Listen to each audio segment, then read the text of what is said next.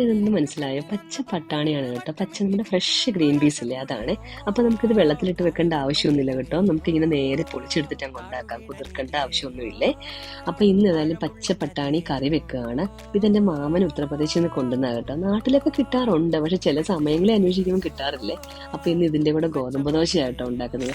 എനിക്കെന്തോ ഇന്ന് വെറുതെ ഗോതമ്പ് ദോശ മാത്രമായിട്ട് കഴിക്കാൻ തോന്നില്ല കേട്ടോ. അപ്പോൾ ഞാൻ ഓർത്തു പ്ലെയിൻ ഗോതമ്പ് ദോശയെക്കാട്ടിലും കാണാനൊരു ഭംഗിയായിരിക്കില്ലേ മേത്തി ദോശ ഉണ്ടാക്കിയാൽ.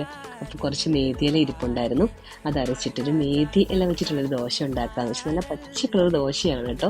അതുകൊണ്ട് തന്നെ കഴിക്കാൻ നല്ലൊരു ഇഷ്ടം ഉണ്ടായിരുന്നു, നല്ലൊരു കൗതുകം ഉണ്ടായിരുന്നു കേട്ടോ. ആദ്യമായിട്ടാണ് പച്ച കളറിലെ ദോശ കഴിക്കുന്നത്, ഇങ്ങനെ കണ്ടിട്ടുണ്ടെങ്കിലും കേട്ടോ. അപ്പോൾ ദോശയൊക്കെ റെഡിയായി ഞാൻ കഴിക്കുകയാണ്. ഇത് വളരെ ഹെൽത്തി ആയിട്ടുള്ളൊരു ദോശയാണ്, അതുകൊണ്ട് തന്നെ നിങ്ങളും ഇത് ഉണ്ടാക്കി നോക്കണം കേട്ടോ, ട്രൈ ചെയ്ത് നോക്കണേ. അപ്പം നല്ലൊരു വീഡിയോ ആയിട്ട് നമുക്ക് വേറെ ദിവസം കാണാം. അതുവരെ ബൈ.